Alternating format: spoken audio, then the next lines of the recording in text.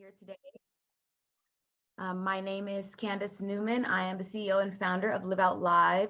Live Out Live is inspired by my career and journey as a woman in the music entertainment industry, specifically a Black woman in the live music industry. I was in the touring business in corporate America for about 12 years, working for Live Nation, and now I work independently, building my platform to create more access and resources and opportunity to expand diversity in the live music industry. Being an only woman in the industry, being a woman in that industry specifically is tough, but being a woman of color is even more marginalizing. So I am really trying to open up doors for more women of color in the live music space, more people of non-binary background, more people in LGBTQI background, QIA background, and beyond. Just really opening up the doors in the live music industry and expanding the resources to more diverse faces in general. So the reason why we are here today is because we partner with the Grammy Museum every year to create live music programming and again, education and knowledge, because that's where it starts, right? So today's panel session is on sound, lighting, and production, and we brought some specialists, some experts within that space from the live music industry to come and share their background, their journey, or their best practices. Today's panel is going to be moderated by Noelle. Noelle is a spectacular woman in the lighting music industry, the lighting industry within live music and beyond, just a great businesswoman. And so she can share more about herself and then commence with the introductions. Thanks so much for the panelists and for our moderator for being here. And I'll let you guys take it away. Thank you. Awesome. Thank you, Candace. I am so great to be on this panel, rather moderating this panel with you all. Again, like she said, my name is Noelle Jordan. On Instagram and on social media, Noelle Soraya. I am a concert and touring lighting designer. I've worked in production management as well as stage managing, and I'm also a backline technician. Currently, I am on the road. I am on tour with Moonchild, as well as being out with PJ Morton as well. I am so looking forward to this panel, and let's get into it. So on our panel today, we have Ms. Michelle Pettinato, a concert audio engineer, Nicole Carson, event and venue management professional, Ms. Sydney Ramos, production manager for Live Nation, and Justin Weatherspoon, a tour manager extraordinaire.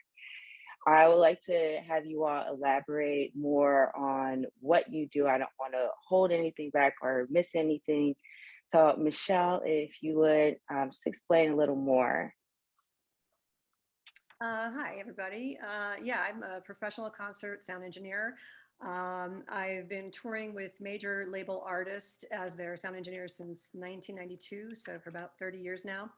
And what I do is I mix the sound that the audience hears coming from the PA at a concert. So I'm in charge of everything from designing the sound system we're going to carry on a tour to implementing it, and then making sure that the way the artist wants to be represented in audio is what the audience hears when they come to the show. So I'm kind of like the link between the artist and the audience to get their music across.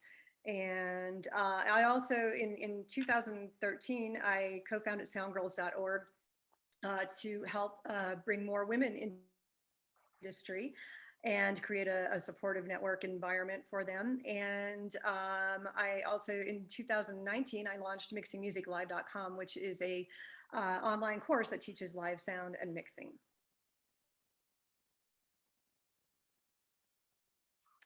Yes, thank you very much, Michelle. Nicole? Hi, I'm Nicole.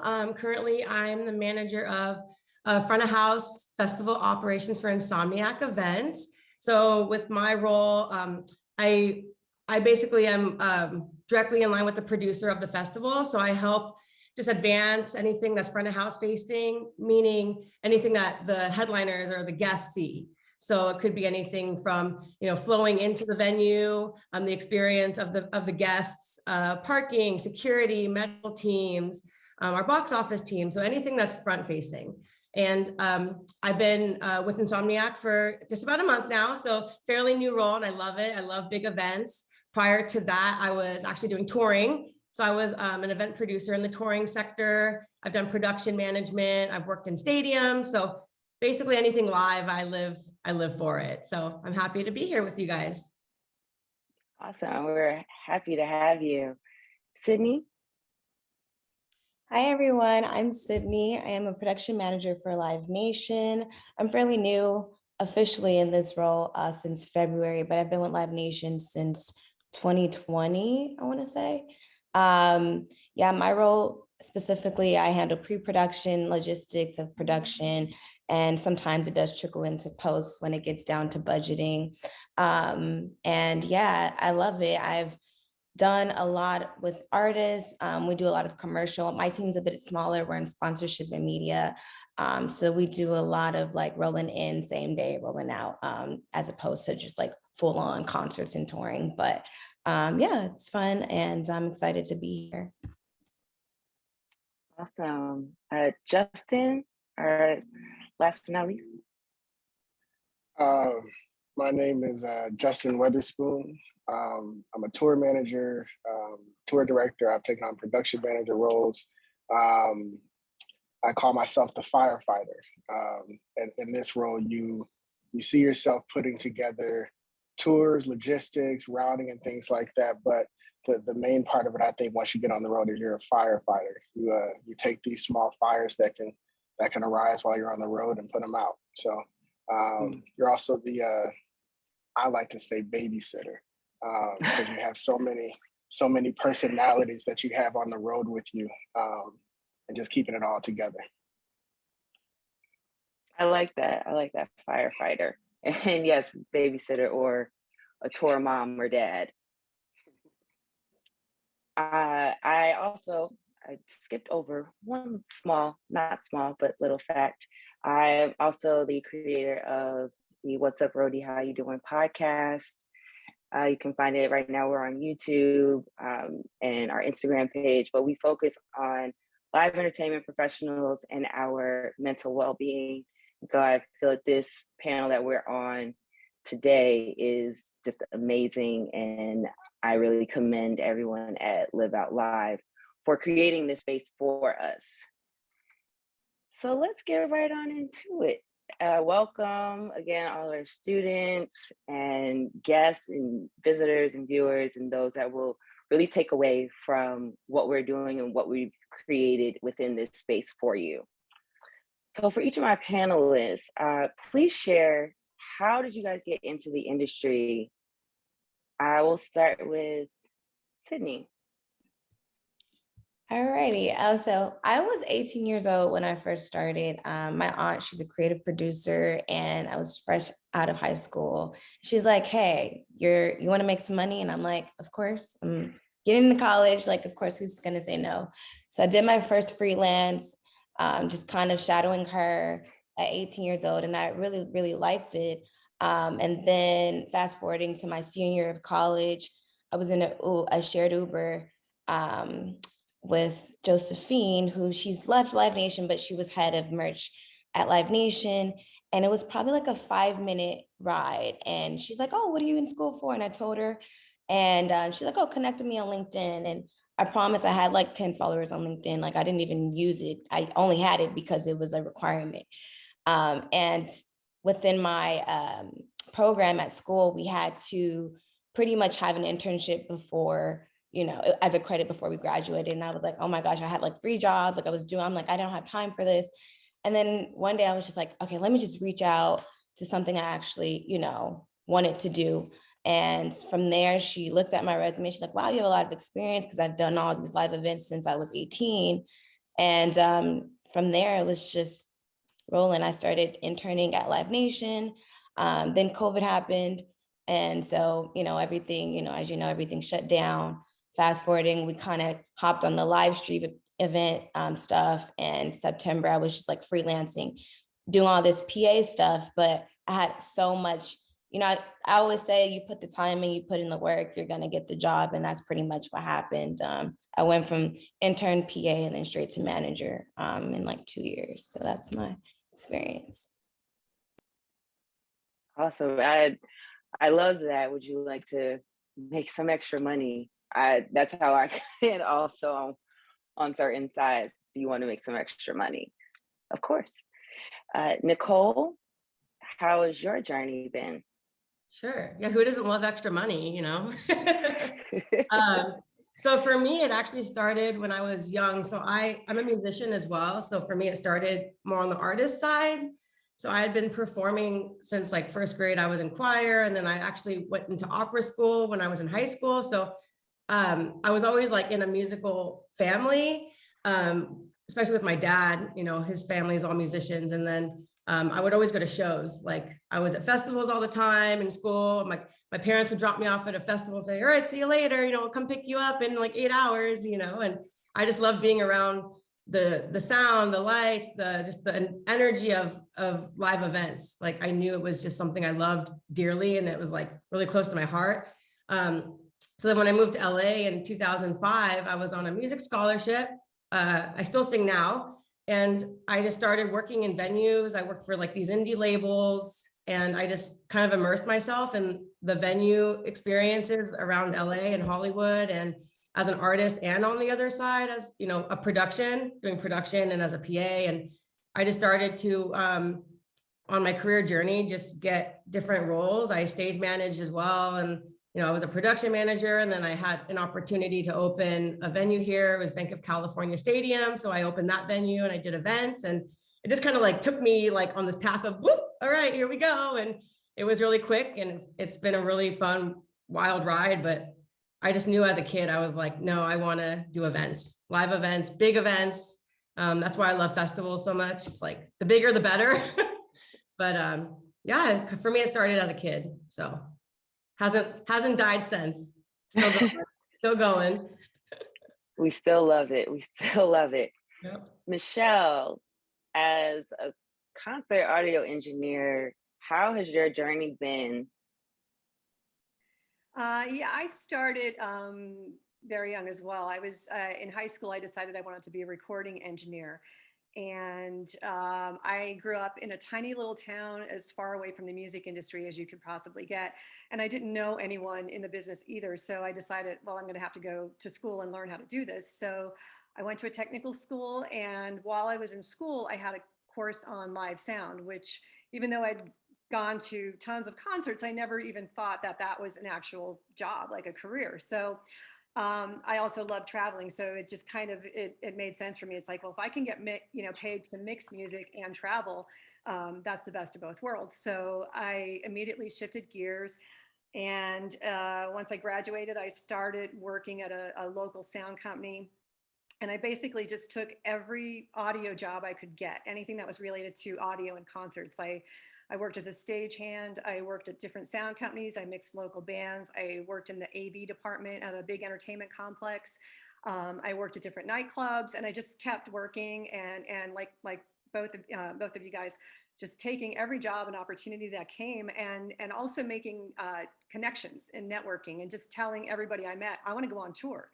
And eventually, about 4 years after I graduated, I had a friend who I met at school who offered me a tour. He was on tour with a band, and he wanted to get off the road, and knew that I was trying to get on tour.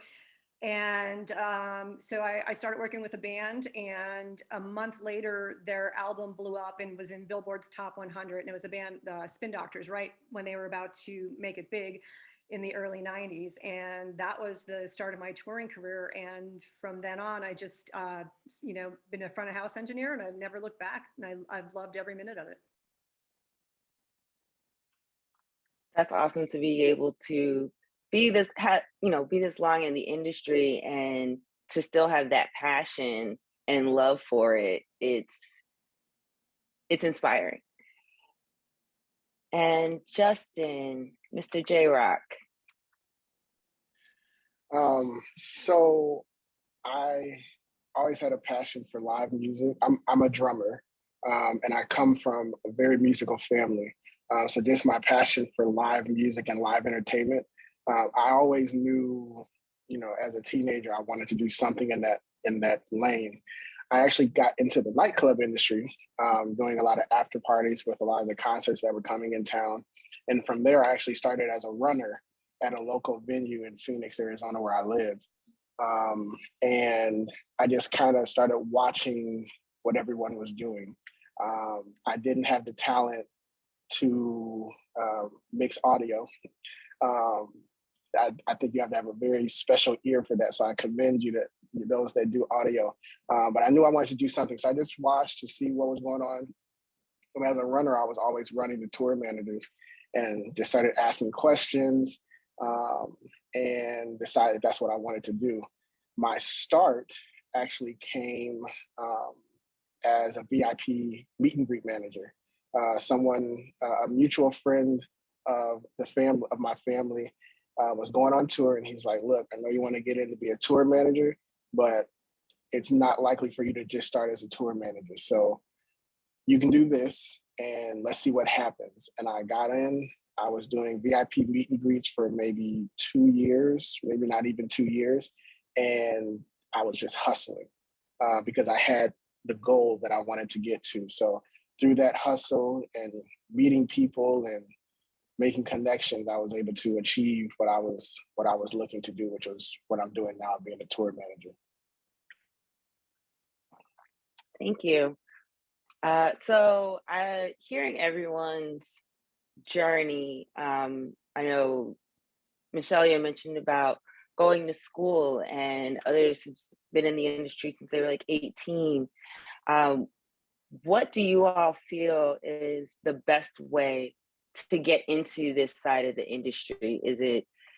How do you feel about between traditional schooling and going to a technical school, or going to a university and being in a technical theater program or audio program?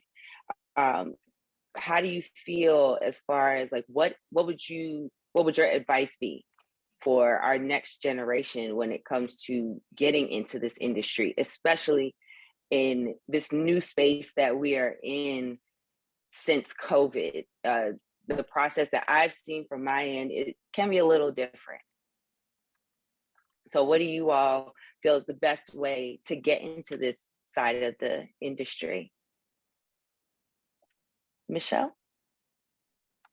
I think it depends on the actual the goal. If you want to be a technician, like if you want to work in audio, lighting, or video, at this point, I mean, we're kind of at an unprecedented time where there is probably the highest need for technicians that there has ever been in modern touring. With the pandemic, a lot of people have left the business, opening up a lot of positions. So the thing is, the equipment and the technology has improved and changed so fast that you really need to have some kind of technical background. Years ago, you could just kind of play with a homemade PA system and figure it out. But now there's so much software and networking and technology involved that you need to have, at least the basics under your belt. But if you were to go to one of the schools, and there are, plenty of different technical schools, which I think getting the theory and also the hands-on experience is better than just going to a school as a theater major, unless you want to get specifically into theater. But I think a big part of it is getting your hands on the equipment and getting a solid background in principles like signal flow, gain structure, if you're doing audio, or the principles of lighting and video. And in the next few years, just going to school, getting that education, and applying at any of the major touring vendors, lighting companies, video companies, audio companies, you're almost guaranteed a job as long as you have some technical ability whatsoever. But if you wanted to work for a band as like a guitar tech or a drum tech or something like that, as long as you know how to do, how to fix guitars, how to tune guitars, how to tune drums, go to places where bands hang out, go to like rehearsal spaces like SIR and get a job. You want to be around the actual bands and the musicians, because they're the people that you're going to be working for. So it's as much as having the skills as it is building that network and meeting the people who can potentially hire you. Yes, definitely.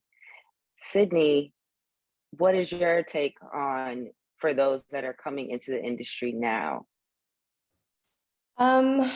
So I think honestly, my training was my experience. I think that I mean I did go to school, and I think that my program, I was in an entertainment and tourism program at Cal State Fullerton, which helped me tremendously on a knowledgeable background of the entertainment itself, industry itself. But me becoming an intern and really just you learn so many different roles. You may think you want to be a creative director, but then you may see, you know, a DP and then may want to follow their road, or a production manager, or like a content producer, like certain things. And I think that just really exposed me to the variety of different paths I could take. So I would say like get an internship and, you know, hopping in some freelance work. Like Michelle was saying, you know, it's in this industry, it is about the people that you do know that could help you land that position. And, you know, building those connections and your skills that you can always build your skills. I'm always still learning even now. So yeah, my best advice is to kind of just get in there, intern, get in where you fit in, and just kind of like ride the wave of just learning and getting that experience, because you're going to get the job as long as you have that. Yes. Nicole? I agree. So I think the industry is ever evolving. It's just like things are always changing. And I think it does depend on what you want to get into. Like Michelle said, if it's more technical, I think that does require a lot more training. You know, something like festival producing, I think you really just need to like intern or go maybe to a venue and ask if you can even just sit behind a board and just be a sponge and watch. Go be a stagehand, maybe a PA, a runner, start somewhere. And then networking is like, I know a lot of us have said it, it's like the most important thing you could really do, you know, is networking with the people at the venue. You know, they're always going to see how hard you work. I always tell, if you're just starting out, I always say like, no matter where you are, someone's always watching, right? So just always be on. Like, it's really important to just have a good attitude, be a sponge, be open to learning everything and anything you can. Because if you don't really know where you want to go, the industry is massive, and there's a lot of different facets and ways you can pivot around the industry of music and entertainment. So it could be really daunting and really overwhelming. So if you don't know what you want to do, start somewhere. And if you don't like it, okay, I don't really like that as much as I thought. Let's try this. You know, maybe I want to work for a label. Maybe I want to go into promoting or touring. There's so much to learn. So just, I say, be a sponge, start somewhere, intern somewhere, be a runner, a PA somewhere. And then from there, just kind of see what you like, what you don't, network. And, you know, hopefully that's a good way to start. And then you can kind of go up from there. Yes, I like that.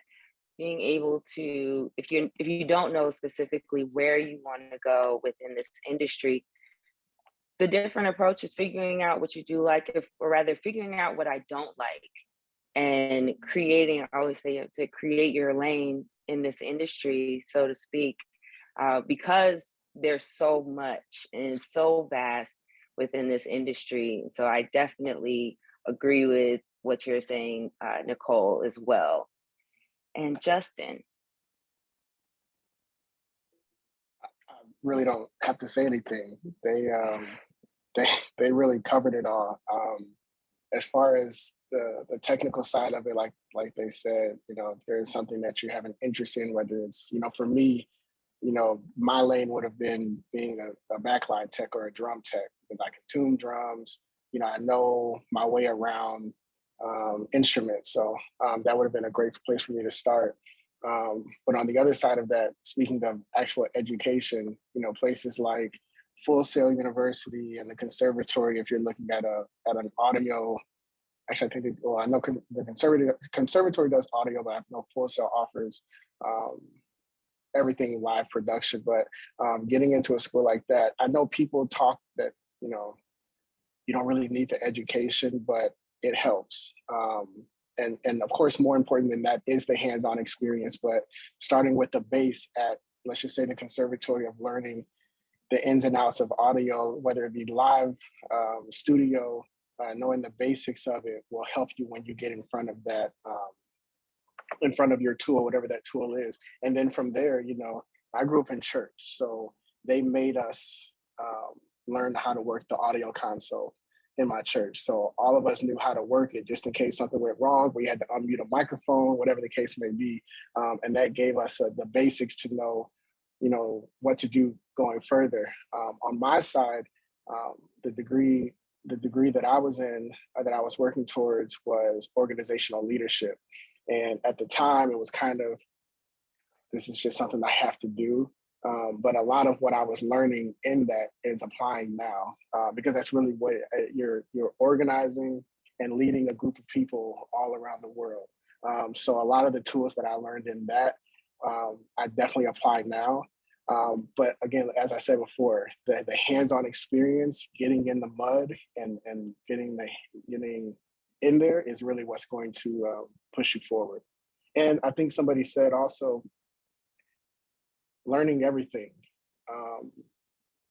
There's just so many different lanes in live production, in music in general. There's just so many different lanes that you can go down, and you just never know who you're going to cross that can open up a lane for you, open up a door for you to completely change what you're doing. You could go from being an audio lead and think that's what the rest of your life is going to be, and then 5 years down the line, you're running live production for Live Nation. You know what I mean? There's just so many different lanes and so many opportunities that are out here. And shout out to the women on this panel. I didn't realize I was on a panel with all women. So that's great to see, because it hasn't always been like that, to see so many women that are involved. It's the intention. Yes. It's the intention. That was the point. That's the point of diversity, and to display these type of people that are in this industry. There are plenty of skilled women in this industry, and we are intended to show them and showcase them and hear from them. Yes, thank you, Candace. Justin, what I'm hearing from you is definitely to establish a solid foundation within the industry. I also feel that with that, you have to focus on your support system as well. They are equally as important, especially from my vantage point, when it comes to establishing the foundation while getting into this business, because there is so much that is offered and so many different opportunities that you can have within live production. I would just also wanted to add that I did go to school. I went to Howard University. I majored in technical theater. But what I also did was I got into local venues. So being able to have that balance, it definitely worked for myself and other people that I know within the industry, colleagues and classmates of mine. So it's really good to hear these two different perspectives meeting in terms of traditional schooling or technical education, or letting the road and the world be your teacher in your classroom. So I really thank everyone for their perspectives on that. So now that we've talked about, ways to get into the industry, all of us, either tour managers, back of the house, front of the house, I want to specifically go to our front of house Lightland people as far as what are some of the main responsibilities for the front of house crews before and during the show. I wanted to start with Michelle as an audio engineer, but then I also want to elaborate more with Nicole and Justin, and even Sydney, working for, mainly focusing on the venue and the show as a whole, and what you feel are some of the main responsibilities for front of house before, during the show, or from load in to load out. Michelle? Okay, so my day typically starts at load in. Sometime in the morning, we empty the trucks, unload all of the equipment and set up the PA. I set up my soundboard and all of my gear. And once the PA is up and running, I basically EQ it for the room to work with the room acoustics, make any adjustments I need to it. While I'm doing that, the backline technicians are setting all the band instruments on stage, and then we mic and wire everything. And once everything is mic'd and wired, we do what's called a line check, where we'll run through each and every instrument on stage, to make sure that it's patched correctly, that there's no problems, and also to start dialing in the sound of that instrument, like getting the levels right, dialing in EQ. And then when that's done, we do a sound check with the band, where then we kind of focus on working on the mix. I'm working on the mix for the PA, and then there's a monitor engineer on stage who's working with the band to get the mixes that they need to hear in their monitors. Once sound check's over, it's wait for show time. We do the show. After the show's over, just immediately tear everything down, pack it back up, and put it in the trucks and drive to the next city and wake up and do it again. In a nutshell, I'm realizing that I'm the other lighting designer, so I will give my input as far as for lighting when it comes to loading in. As Michelle said, we tip the truck or empty the trucks or trailers. And between loading in the equipment for the tour that I'm on now, I'm just traveling with a console as opposed to a floor package or more lights that we will be bringing in to enhance the rigs that the venues have. For myself, first thing is getting the console up and running. If it's using an MA on PC, it's getting the computers together as well as command wing and fader wing, if you have those.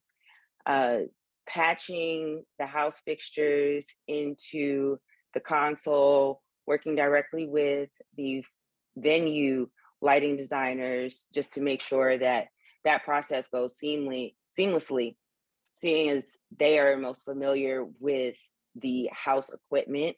So it's really assisting and aiding us to make sure that what we have either programmed, time-coded, or preset runs smoothly in the way that it is supposed to run. As Michelle said, then we get into sound check.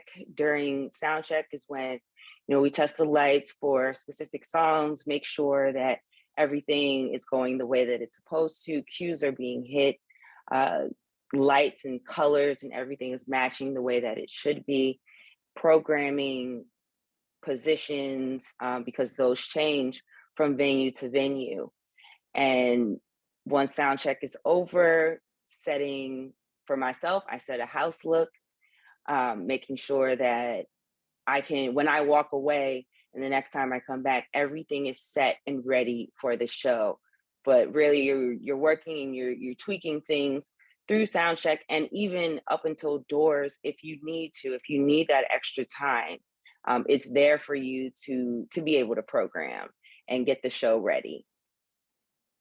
So I now want to see, Justin, as tour manager, how do you feel about the front of house process, and even for yourself for getting into show mode?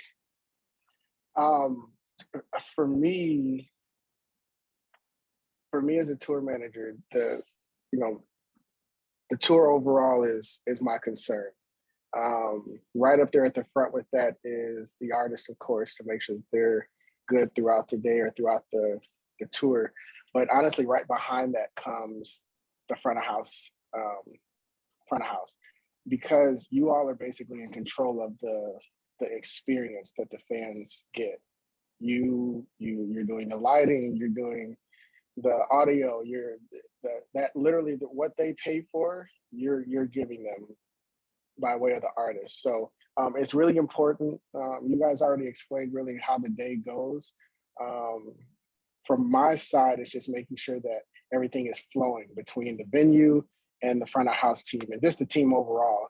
I know Michelle mentioned, she mixes front of house, but also, making sure that monitors is ready. In a perfect world, we have Michelle at front of house, and then we have an audio engineer at monitors. But it's not always that way, and sometimes they have to wear both hats. So working with Michelle to make sure that the artist is able to get a decent sound check, to get levels right, to get mixes right, whether they're on wedges, side fills, in-ears. Like I said, it's the most important. It's one of the most important parts of the show. I also forgot to mention video. I know a lot of times video is a big element that comes from front of house that sometimes gets forgotten, but that's a huge element of these shows and tours as well. Yes, thank you. Nicole. Sure.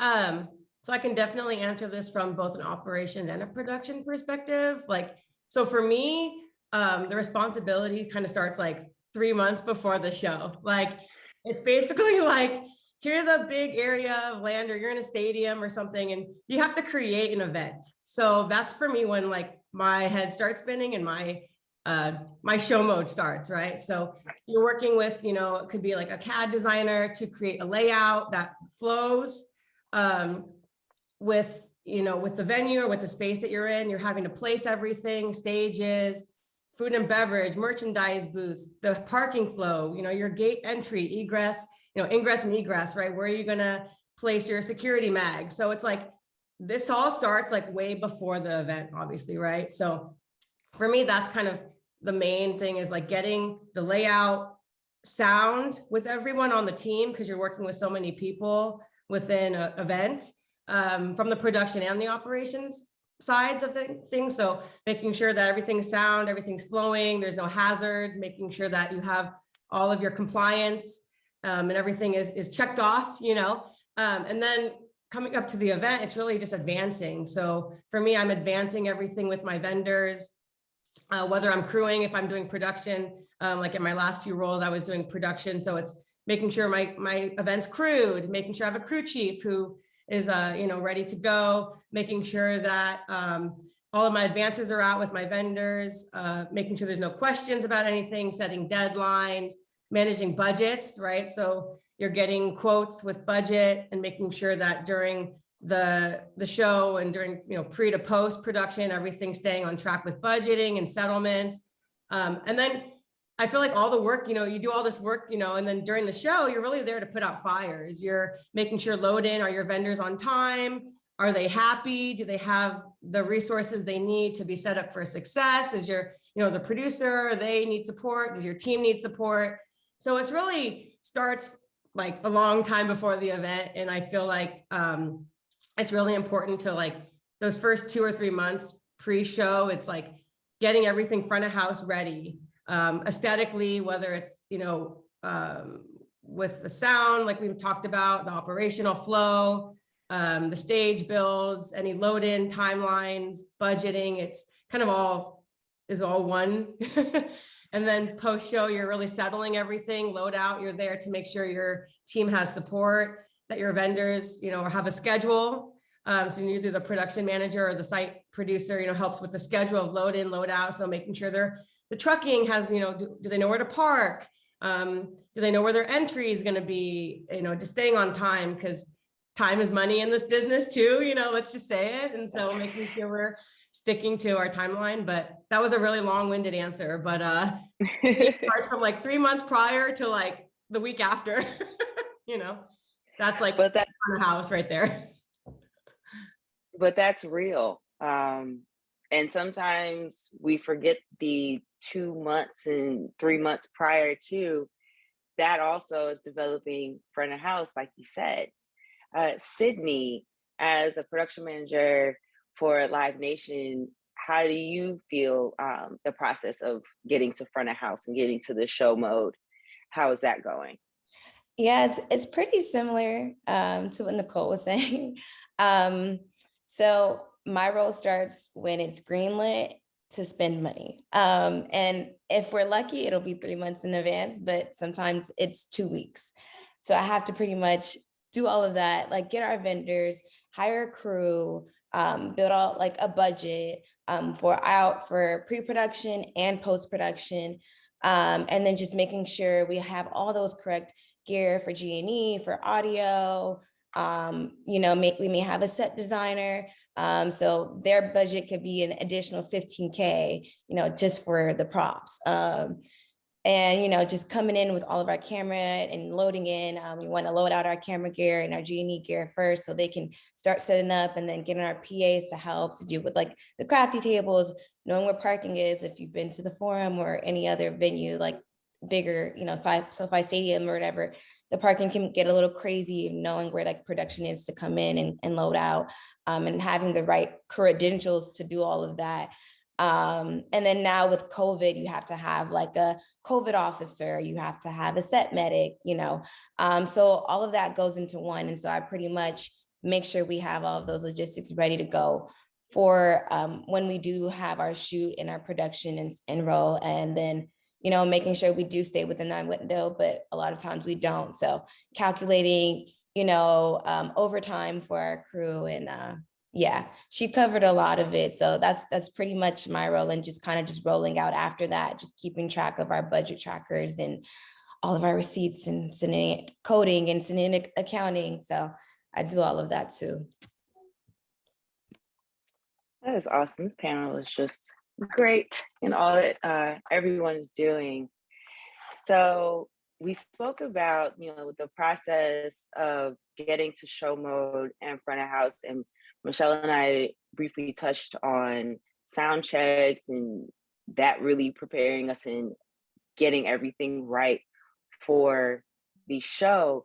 I wanted to ask everyone if you could speak on why sound checks and rehearsals, why they are so important to not only the artists, but the production teams as well.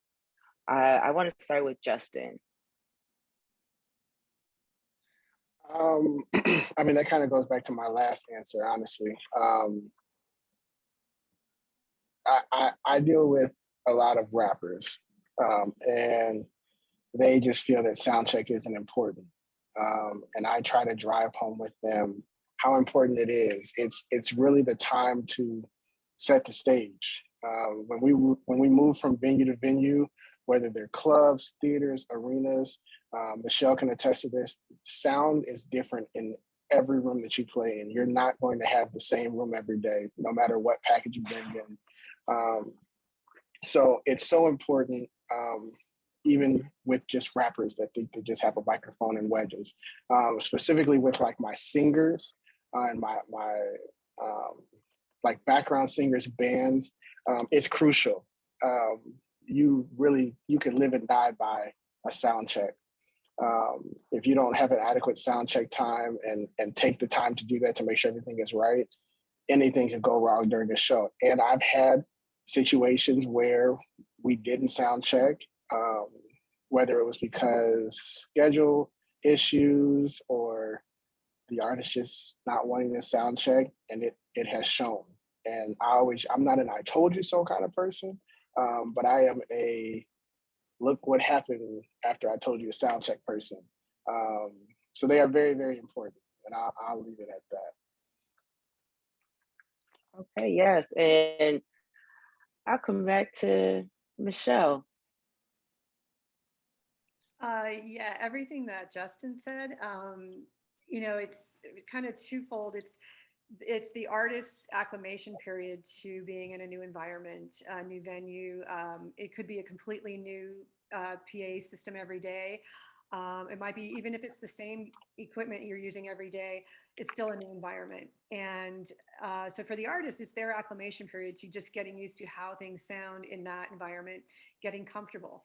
And then for the audio crew, it's our chance to just, again, make sure everything works in the new venue. And also, if you're not carrying equipment with you and you're using the in-house soundboard and PA and gear every day, that's the only time that you get to actually dial in your show. You don't want to be dialing in your show as it's happening. You want it to be as good as it can be from the minute, the first downbeat when the band hits the stage.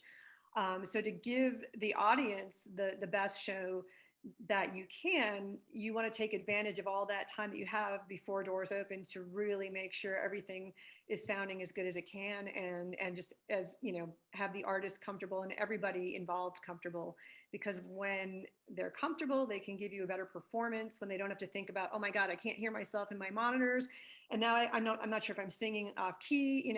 That just creates a whole level of stress that prevents them from giving their best performance. And that's what the whole point of the show is, that you just want to make sure that the artist is giving the best performance, the audience is giving a great reaction, because it all feeds off of each other. So it's just sound check is an important part of making sure all that happens.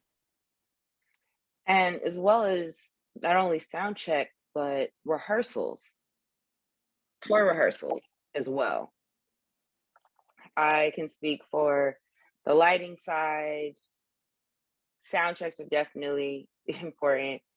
And now I'm in a new space working with time code, and rehearsals are crucial, especially when things are preset. You want to make sure that everything, all the kinks have been ironed out, everything is the way that it should be before we head out on the road. Michelle had mentioned having opportunities to learn at places like SIR.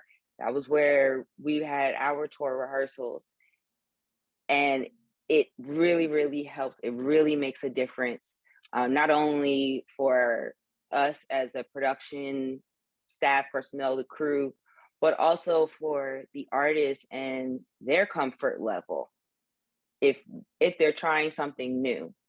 I want to briefly, get from Nicole and Sydney, just from your vantage points. I know you guys aren't as hands-on in terms of the technical side with front of house, but do you see the value within for having sound checks for the artists? Be it if you had a show without a sound check versus a show with a sound check, can you tell that difference? Yes, because I've been the artist without a sound check. Because I have a band, I sing with a band, and I've been singing for a long, long time. Not great, especially when you have in-ears and you have a lot going on, and it just was not great.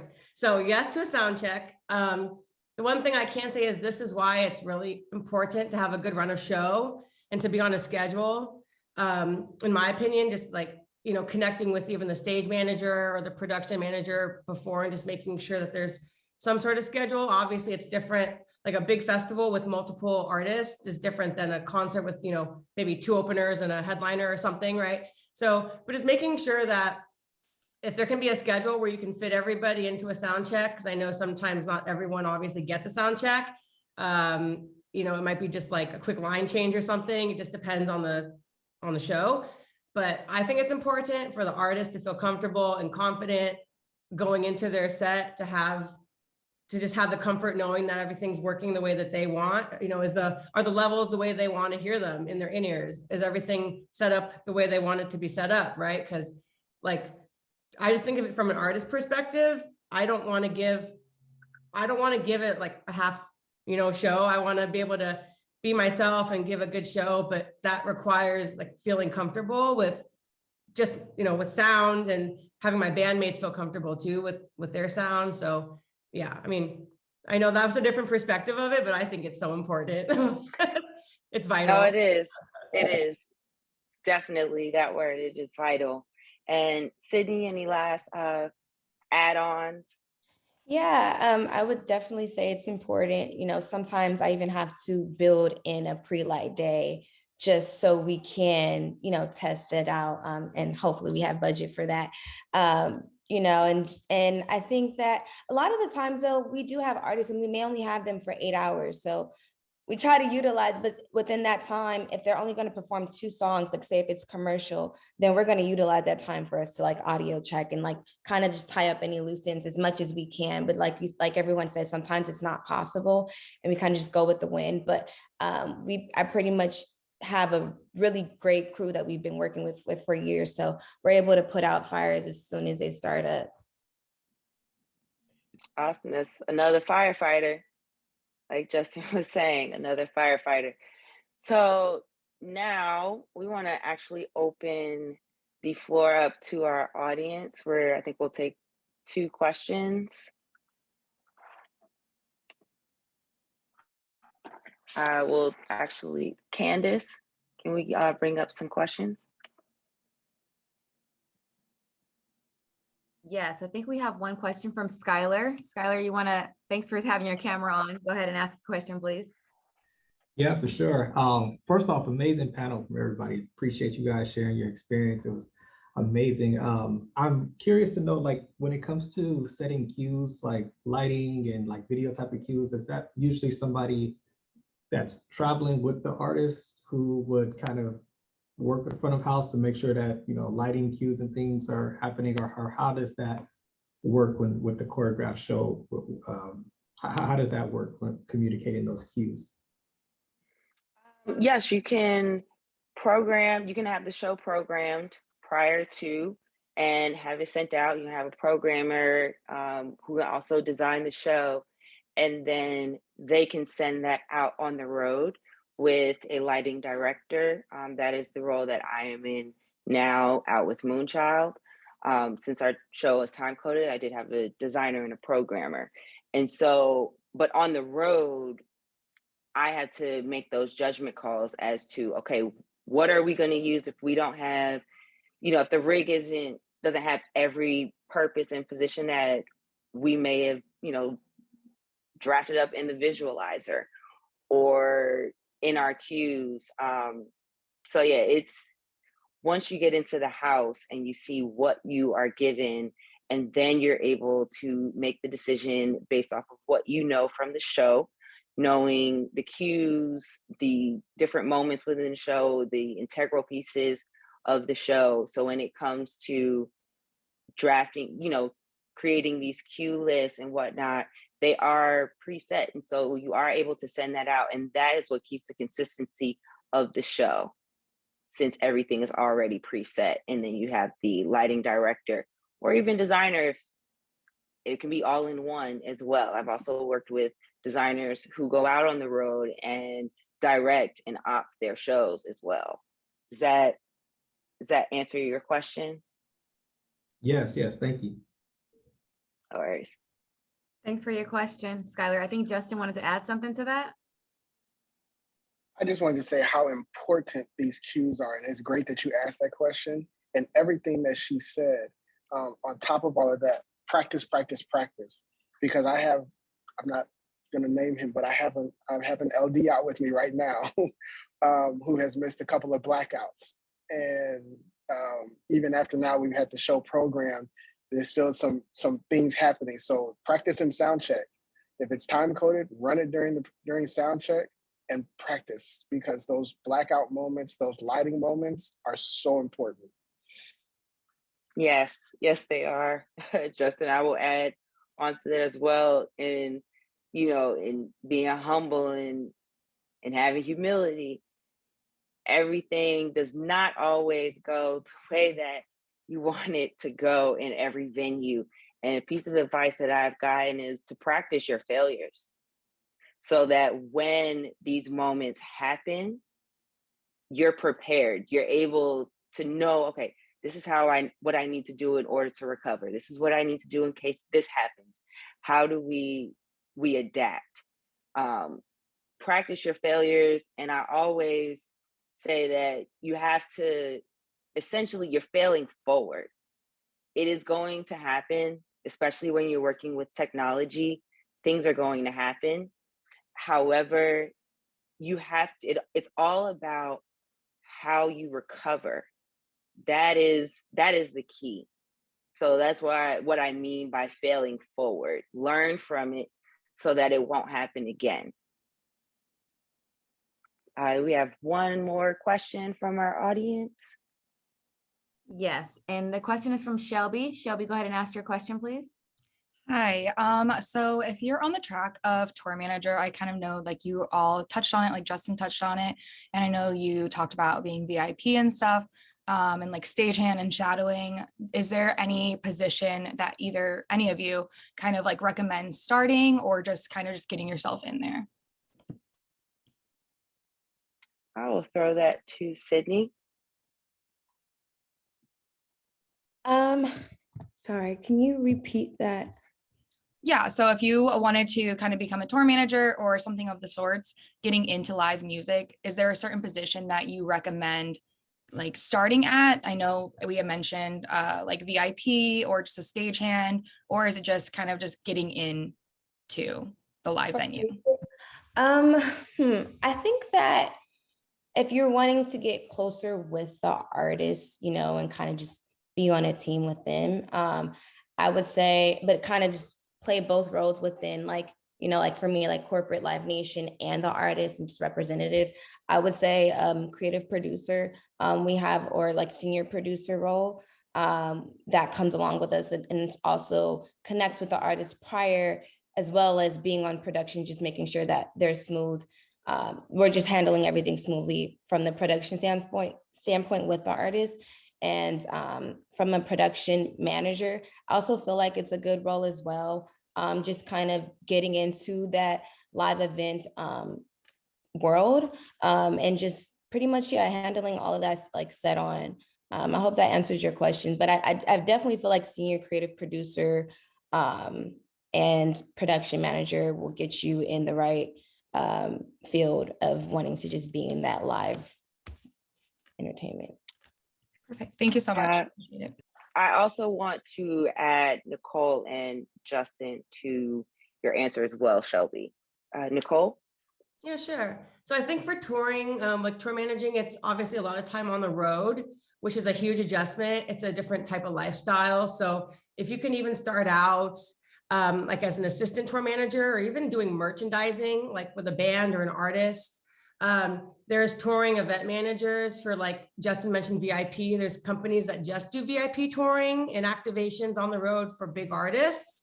So, getting even as a rep, becoming a rep for like a VIP, the VIP portion of a tour as an event manager, or just connecting, with companies that do that. There's a few out there.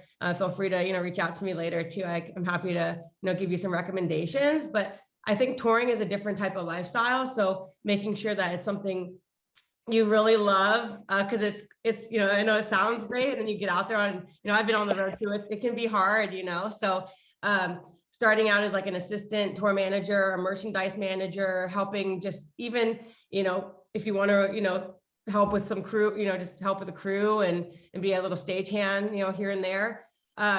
That's always a good place to start too. And then of course, networking with, if bands come through or artists you want to work with or that you're interested in, just try and go to shows, talk to some of the crew if you can meet them, see how they got started, just show some interest. But that would be my advice for you. I'll add on to that, but also freelance production assistant, like literally will do you so much justice, and just really getting your hands in there, like you said, stage hands, production assistant, you pretty much, they want you to do everything because they don't want to do it. So, well, not that they don't want to do it, but we just have so much other things that are going in our head. So you're very helpful in that way. And we'll have so many jobs coming up. So you can feel free to hit me up on LinkedIn, and I can get you on freelance gigs with us. Thank you so much. Yeah, right now I currently work as assistant for a talent buyer. So I work on site at shows, like with the tour managers, between the tour managers and our clients. So I just kind of want to get more into that touring side rather than the middleman.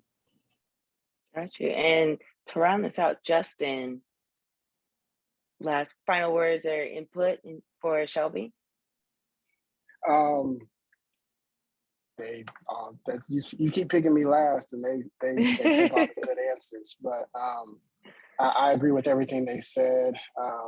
Getting in with one of the VIP companies that send out reps on the road. I have 2 reps on this tour that I'm on right now, and one of them is a tour manager. She handles a lot of smaller bands, and she's just been asking questions and being a sponge to pick up as much information as she can. Somebody else said something else, production assistants. And then, like I said, my biggest thing when I started was I was a runner. And I just really paid attention. Being a runner, you're the first person you're gonna meet when the band comes in. They're gonna introduce you to the tour manager. And like I think Sydney just said, as a runner or even as a production assistant, you offload a lot of things for us that we have going on for the day. There's so much going on around us. Being able to pass those tasks on is a great learning process to get started. Thank you. That was all very helpful. Thank you so much. Yes, thank you to all of our panelists. Looks about this time. We are going to wrap this up, but I wanted to just have a final plug for everyone and on our panel, where can we find you? What is coming up next? It's final words. You can toot your own horn. It's encouraged for whatever you have coming up next. But where can we find each of you on this panel? Michelle? You can find me at mixingmusiclive.com or on LinkedIn. And in the next few months, I'm going to be on tour with a band called Ghost Hounds and also Elvis Costello. And thanks for having me. Thank you for being here. Nicole? Yeah, definitely hit me up on LinkedIn. I do have a music website, so it's NicoleCarsonMusic.com that I check that email regularly. If you're interested in hearing some of my music, I have it in my Instagram. Nicole Rose Sings is my Instagram. But right now I have about, I think, 6 or 7 festivals in the pipeline for the year. So I'm busy festival life and busy with my music life. So nothing going on at all. Fun times, but yeah, please email me through my LinkedIn or message me. Awesome. Sydney? Hey guys, you guys can find me on LinkedIn, Sydney Ramos. We have a lot of stuff coming up as well. We just did something with Coachella, which actually you can find it on Google Pixel's account. Next week is week 2, or this week is week 2. We also are doing a few festivals, Shaky Knees, and we're doing like a venue partner series tour. So you guys will stay tuned for that. Awesome. And Justin? Sorry. I'm on LinkedIn. I'm on LinkedIn under Justin Weatherspoon. As far as in the pipeline, a whole lot of stuff. Let me tell you something.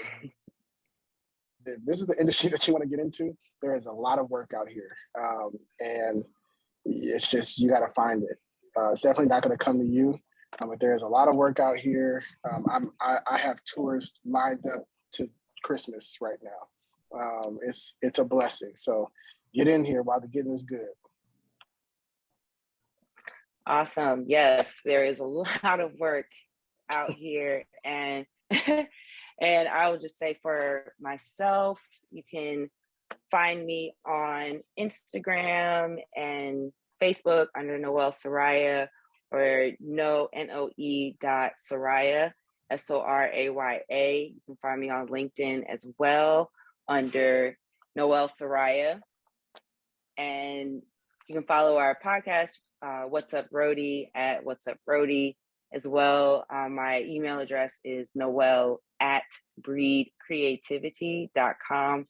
And you can view her website as well, breedcreativity.com. So thank you again, everyone. Thank you, Candace and Live Out Live, for having us, as well as Grammy U. I really appreciate this opportunity that we have been given, and really are opening ourselves up to the next generation, because we want to do nothing but see you thrive. The goal is for you to be better than us. So thank you again, Candace. Absolutely. Thank you, Noelle. Thank you, panelists.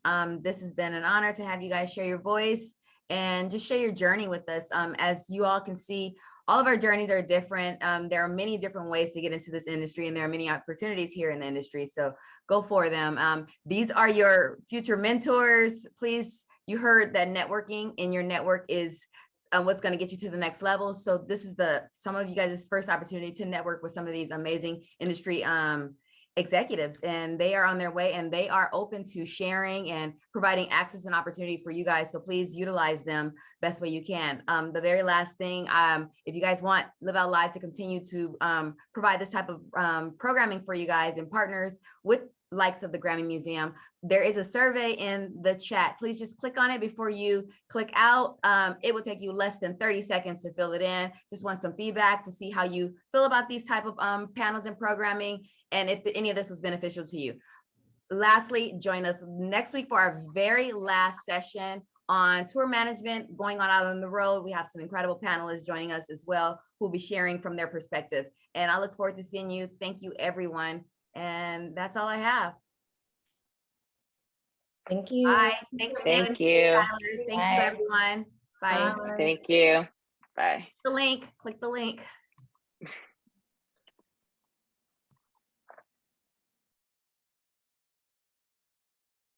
Thank you all. Thanks, Candace. This was amazing. Yeah, thank you. Bye.